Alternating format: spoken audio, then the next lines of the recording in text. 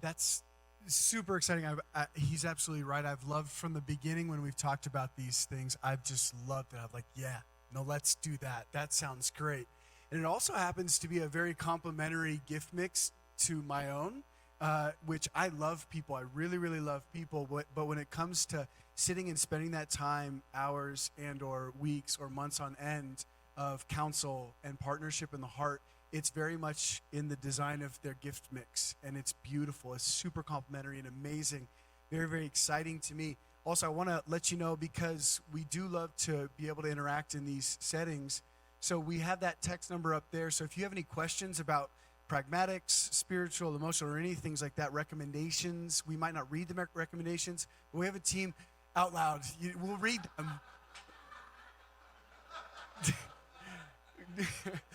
Samantha, we're going to go through the questions and answers here in this space. If you have recommendations, you can text them in, and we will definitely bring them under investment. We want them. I promise we'll read them. I see how that came out. We have that text number there. You could text us, and we'll immediately right now be amassing the questions, and then we will be tackling as many of them or all of them at the end of our presentation. So that's the number there. Vincent's going to keep on putting it up just in rotation there. And that's also the Mountain Church number. So anytime we do questions or any kind of interface like that, that's the number right there. You can save it if you would like, or just keep asking us every time you need it. And we'd be happy to give it to you. And so we'll go over question and answers at the end. Feel free to do that. If you just want to write it down, we also do that. We can read that, and you can just place on the speakers up here. City on a Hill. That's the next item or next topic. City on a Hill is really probably, I don't even know if it'll actually be the name once we develop the space, but City on a Hill, not a church on a hill, is a phrase in a sentence that I began to identify was actually a quick way to describe what our future location will look like, its design, its construct. And so the very simple short on this is that it would be shaped and it would be designed more like a city in terms of the ingredients. So you have living, work, play, and worship. These core qualities of what a city represents, and you can see those things realized. In short, the sentence I would give on this, it's a community development project that harnesses the power of for-profit marketplace to create sustainable and regenerative nonprofit work. Simply put, I really believe that if you're going to have sustainable and regenerative nonprofit work, like we're talking decades and maybe even multiple lifetimes, a really powerful way to do that is to have for-profit business fund nonprofit work. And in theory, I think this can make a whole lot of sense.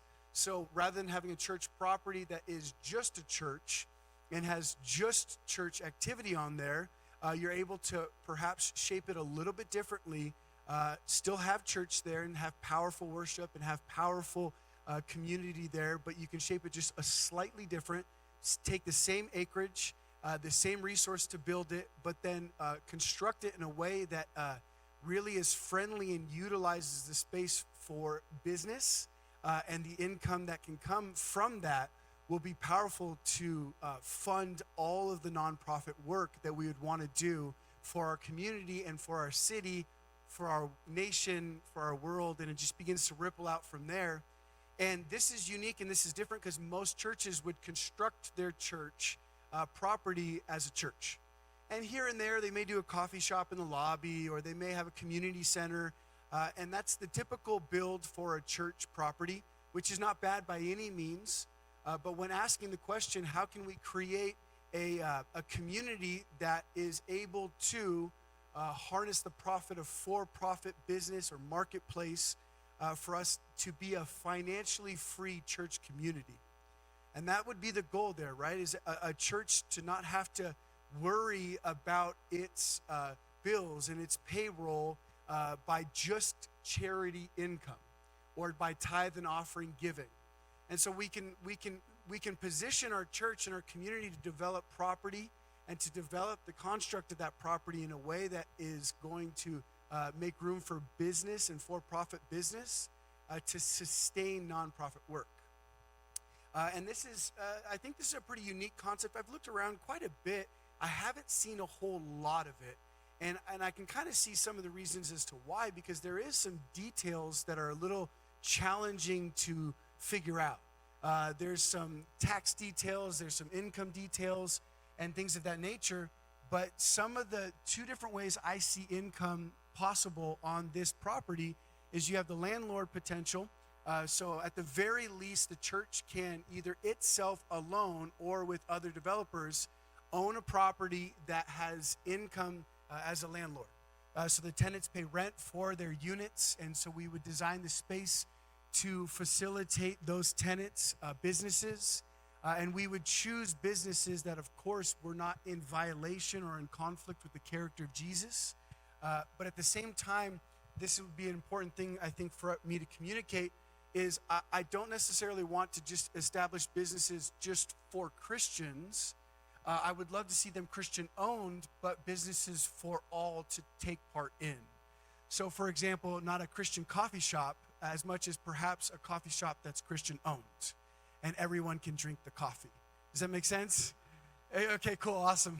And so that's an important thing for me. And I wrote down just a little bit of a number here, because when you look at the time spent on a property, like for us, we're at like 8 a.m., maybe a little earlier for some of us, 7 a.m. until about 1 or 2 p.m. And you're looking at about 10% of the 10% occupancy and usage rate for a property. And when you look at that, that's a very low number when you consider the full property, or when you consider that it's probably 15 plus acres and millions of dollars to develop the property. So you have millions of dollars invested in a space that only has about a 10 to 15% utilization rate. So this approach would shift the dynamic. It would shift the design so that we could utilize that 85 to 90% occupancy or utilization rate with for-profit businesses to fund the 10% utilization of the church ministry and mission for that property and the city. So you can kind of see that it's just actually, it's just recognizing the pattern of how we do church, and then perhaps we can adjust the way we design the community to facilitate for-profit business, at the very least on a landlord basis. This gets into one other aspect of potential income for the church, is that we could do joint ventures with a couple of businesses. Because when you think about a church, there's two really critical space things we have to do. And that would be a sanctuary and a childcare space. Like, these are just unique shapes within a facility that we have to do. You need a sanctuary, and you need a space where your children or your families can be equipped and thrive. And I would consider family ministries, right? So you got your children, you got all the way up through youth. And there's, of course, other options there as well. But these are two critical spaces in the community. So prospectively, the church could do a joint venture to do a venue business for the sanctuary. And there's many different options on that. We've thought about a wedding venue, perhaps.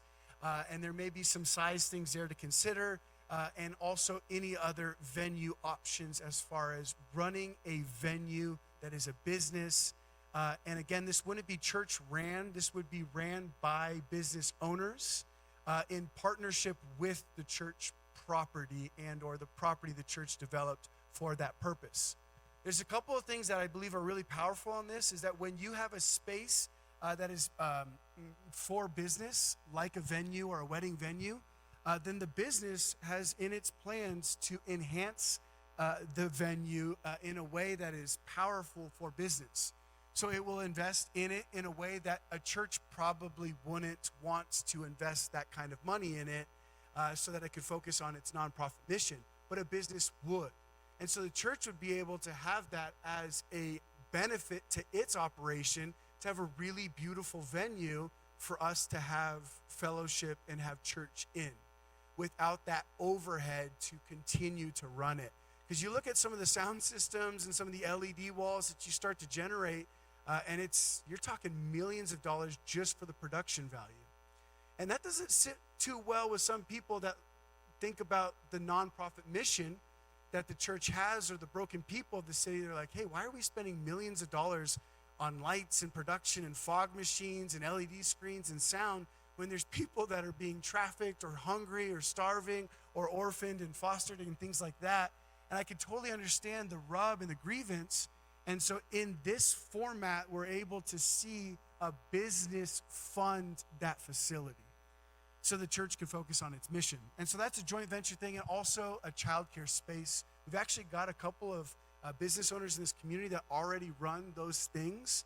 So I would love to see powerful business ownership and joint ventures come out of this community. That would be really exciting. It doesn't have to be exclusively that, but man, I think that would be so fun to see this community thrive in its business ownership from that. Okay, so the goal is to create a financially free community through this wisdom and slight shift. Some things I've noted are really cool to observe and even talk through with Tyler and some friends is money needs to serve the mission of love. If you're thinking about this whole thing very simply, it's trying to have money serve the mission of love for our church and our city. Investments made generously to create abundant freedom. So we're already tithes and offering giving, but what if we could also create opportunities for people to invest so that we can see that money grow and that capital grow and those assets like property create income to fund ministry and mission work. This is, I think, really exciting. We've actually already done it in part. When we moved from that building to this building, we opened up an opportunity for the community to invest, and we wanted to do it based on the performance of the market, but that kicked into some securities issues and things like that. So the way we had to structure it is with a fixed return, and we did that. So there was a 3 and a 5 year term that we did, and we raised approximately, I have the paper here, there it is. We raised about $115,000 in investment, $119,000 in investment approximately, and over a 3 and a 5 year term, those will pay out about $150,000 plus to community. And this is something that was really actually exciting, and it was a benefit to both. It was a benefit to the church because at that time we were launched, and we were launched with no money, and so we didn't really have capital to invest in this property, but we wanted to be owners, not just tenants in this space, so that we could see a return on all of the rental income of this building. And actually every year about $14,000 plus comes from the rent of the entire building to us as a 4% owner on this building. So only being a 4% owner and investing as a total, we invested about $150,000, which is about a 4% ownership rate, and we see $14,000+ come back to the church every year just from that small ownership stake. So you can kind of even see just in a seed way, being faithful with the little that we had at that moment in time, we were able to see a great yield. And this is a great yield, in my opinion, for a 4% ownership stake. And it's a very exciting thing to me because it shows the seed concept of what can be a much larger scale with the city on a hill. And so I would love to see us be able to raise capital that allows for people to invest again in that way. And if you think about it, it's a dual benefit for everybody, right? So people got an opportunity to be able to invest in a commercial venture, invest in a fixed return with the church. So that's exciting for them because they get to see their money grow. But also it's exciting for us because we got to see equity in a property. And we got to realize a return on that. So it was an absolute win-win for those that invested in the church that got to utilize that investment to have a stake of ownership in a commercial property. Isn't that exciting? Okay, cool. So that's the simple idea there. And the property details on this would be prospectively. And this is a vision. These are concepts, right? And this is something we're trying to get community to rally conceptually to, because some of the details here can continue to develop. And based on the area of where we go and what it all looks like would change the amount of money and change the property type. So in development, these things can change, right? But simple property details that we're looking at now are 15 plus acres, a community development with businesses related to lifestyle, eating, drinking, entertainment, celebration, possible living, short-term rentals, long-term rentals, park community areas, and then a list of possible businesses to a degree that I've seen, but also there's many other options for what this community can host. And those property details are just to give an idea of the type of things to attract to a space that would actually contribute customers to one another. So when you've got somebody coming to eat or drink at the space, they also see a gym in that space, they see a barbershop or salon or beauty place, childcare, venue for weddings. I've had people tell me that, hey, we should do a common workspace kind of a thing, like some version of a WeWork, or there's many other different business areas that have that kind of a model. And depending on the area we go to, we can also connect recreation or adventure items to it, mountain bike rentals and things like that. There's a lot of trails around here.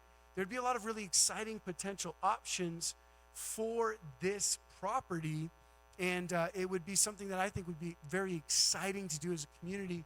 And I think one of my last slides here, and then Jessica's got a part 2 here, is the possible timeline. So this is possible timeline, right? This is not concrete. This isn't tattooed on my face and covenant commitment or anything like that. But it's just to give an example and an idea of what this can look like as we're moving this thing along. So year 1, if that's this year, 2024, prospectively to me, I think it's important for us to establish the concept and community. Like this is a different concept, right? This is a newer idea. It's not a traditional, hey, I got a church building idea.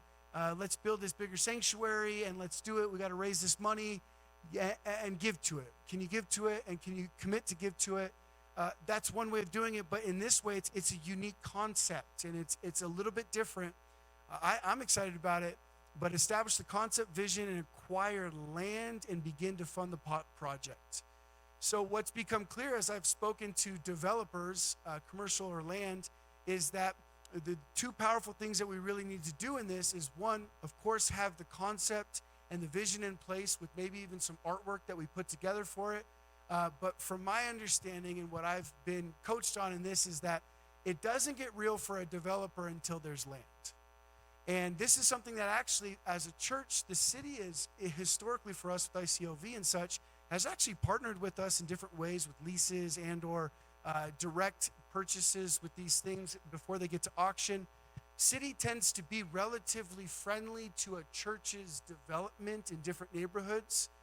So I'm really asking for us to pray and to believe for favor on this house to be able to get rights to land, to begin to put real traction and real tracks to this development project. There's a lot of wisdom, there's a lot of research, there's a lot of investment, I think, on the church's end to be able to do this. But that's what the year 1 goal here is for community to really wrap their hearts and their spirits and their minds around this concept and this vision of community. There's a certain fraction of our community present here. We are capturing it and streaming it, and so we're going to kind of splice it up a little bit and have different parts of the thing for us to be able to share in community. But we'll continue to talk about this as the year goes along and continue to move the ball forward. But year 1, that would be, I think, a really healthy goal. If it really goes off like that, that's very exciting to me. And I think it really begins to get some momentum there. Year 2, complete funding, collect LOIs, letters of intent from future tenants, and begin building. One thing I've learned about this that is actually, I don't know about you guys, but whenever God leads me into a thing, I learn so much. Have you guys realized that when God leads you into something, you're like, oh, I didn't know any of this.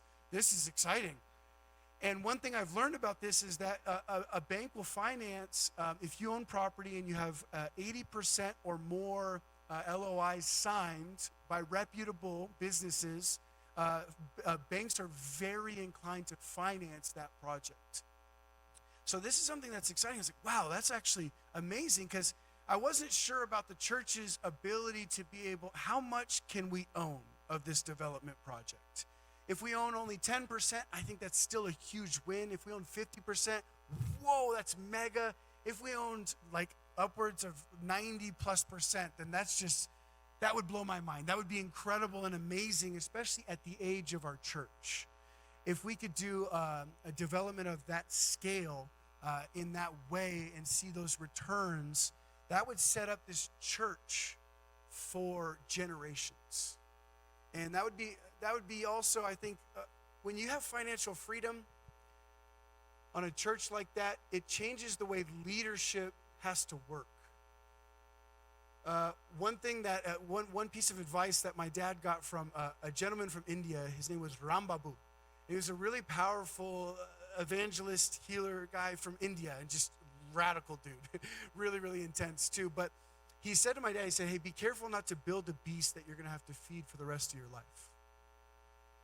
And it's this really interesting perspective, right? It's like, wow, okay, so you can have in good intent, you can build a thing and you can grow a thing and you can develop a thing, and then you can get to an age where you're ready to perhaps be done and retire.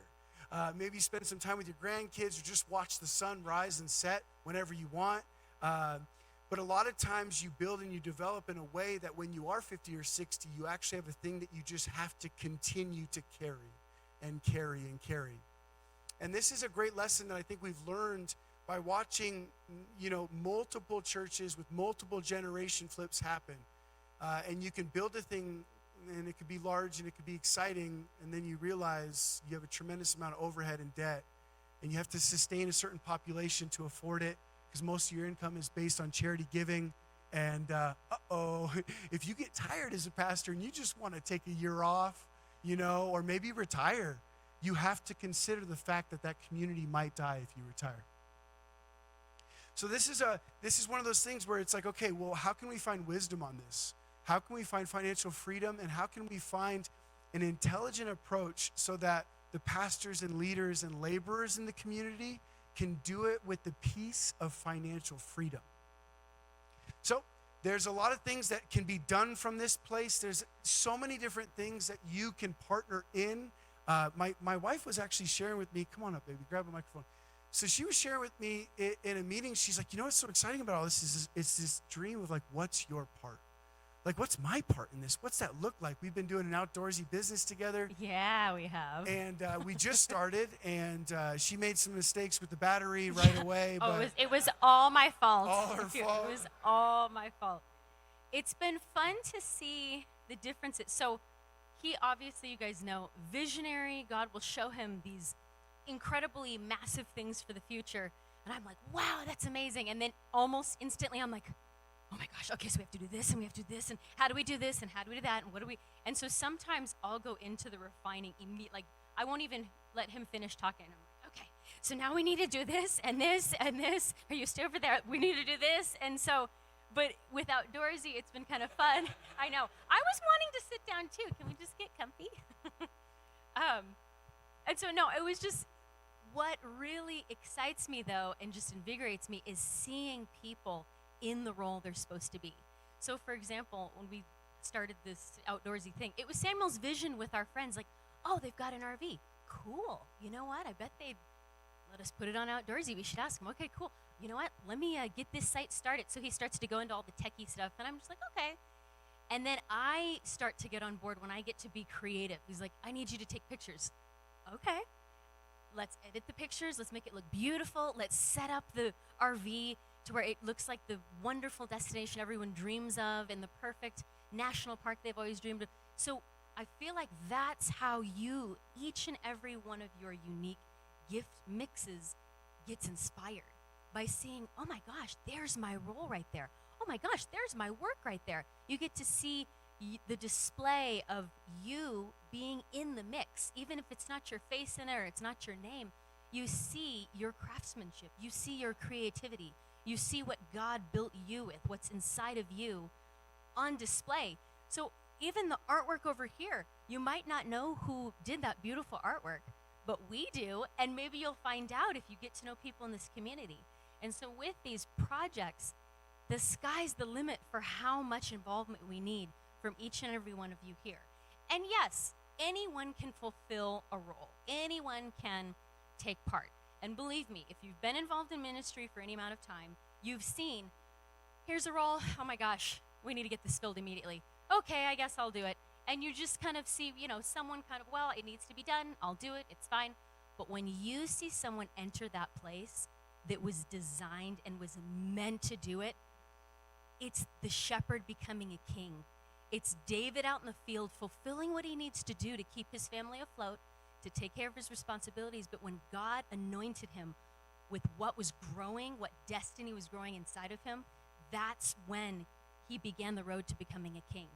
And so I believe there could just be just the normal mundane things that we're doing, but when God pricks your heart with, hey, you know, you're kind of gifted in this. Hey, you have that spiritual gift. Hey, you've got this hospitality thing. Hey, you're good at presenting things. Hey, you've got really great business ideas. You love kids. You love music. Whatever it might be, allow the Holy Spirit to speak that to you. Allow him to awaken that anointing we were talking about this morning. It's already there. Allow him to anoint you in that and call you into that next destination, that next place. You might still be in the fields with the sheep. You might, and maybe you love it. Maybe it's so relaxing and you just get to hang out and play your harp and, you know, just chill. But God has more for you. He truly does. And you will begin to set up the next generation when you say yes to fulfilling that next project, purpose, destiny, whatever that looks like for you. And there is a high that I will get on when I am doing something that I just feel alive. Oh my gosh, I need some water. This is so exciting. Sorry, guys. Okay. And even with outdoorsy, interesting fact, I always say I do not like writing. I'm like, it's so much work. I spend forever. He's shared before that we took the same class in college. It was an online art class. He spent 4 hours. I spent 8 hours. We got the same grade. I'm like, I am just not cut out for writing. It is not sure my I got destiny. A better grade. I don't know. No, I'm pretty sure we got the same grade. Okay. We'll pull the records. But when I started writing this little, kind of like to get people interested, to kind of set the scene for what our RV could be for them and where it could take them, it's like I just couldn't stop writing. I was like, oh my gosh, they can do this and they can go here and I can set up this, just this imagery. And you will notice that you come alive with things that you maybe even thought you hated. Or you maybe thought, I am never going to do that. I am terrible at this. There is no way. But when it is the right thing that God awakens in your heart, that's actually how I felt about women's ministry too, believe it or not. I did not want to be the typical pastor's wife that did women's ministry. It just felt so, I was just like, bleh, no, nope, not doing it. And then God was like, hey, it took 3 years, but suddenly I saw the need. I was like, oh my gosh, there's all these amazing ladies, and some of them know each other, but not all of them do. I want to allow them and give them opportunity to get to know each other. And so it's like God pricked my heart for this and then set this fire of like, we need to do this and this. And so many women have gotten on board with hosting in their homes and putting together just incredible outings. And it just gives them the opportunity to love on each other. But I didn't want to just do it just to do it. I wanted it to be real. I wanted it to be an anointing of God. So it was there, but I really, truly wanted it to be a genuine, real experience that I had with God. And so I implore you guys, go to that place with Jesus. Allow him to prick your heart and allow him to awaken that anointing that's already there. You know some of the gifted mixes that you have within you. And if you don't, I encourage you, whether it's personality tests, spiritual gifts tests are incredible. We did one in one of our women's home groups. And it will bring to light things that maybe you knew, but maybe you didn't know as well. And it'll start to bring things to your mind. Oh my gosh, I could give like this. Oh, I could make meals for people who are just getting out of the hospital. Oh, I could give my time in kids ministry. Oh, I could start a dance group. We've got new things going on all the time upstairs because people come to me with ideas and I'm like, yes, let me get you. I will make a flyer. I will make a tabletop sign. We're ready and waiting for anyone who wants to be involved. And this is going to take each and every one of you here. We are not going to be able to do this on our own, but that is what's going to make it so much richer. In the Bible, it's not just one perspective. It was so many people that put the Bible together, inspired by God's Spirit, and it made the experience of the Bible, makes the experience of the Bible for us now even that much richer because we saw John's perspective, we saw Mark, we saw Matthew. Think of all the disciples. They all experienced Jesus in a different way. We need to know what all of your experiences are and how you can increase and deepen the experiences of others. It is so important that we function as a body in this. And I'm just really excited. I'm really excited. I'm very passionate about seeing people function in what they are made to function in, because there is nothing more beautiful and more exciting than to see the light in their eyes, to see the spark in their eyes of them doing what they were made to do. So, How exciting. yeah, I'm excited. So we talked about two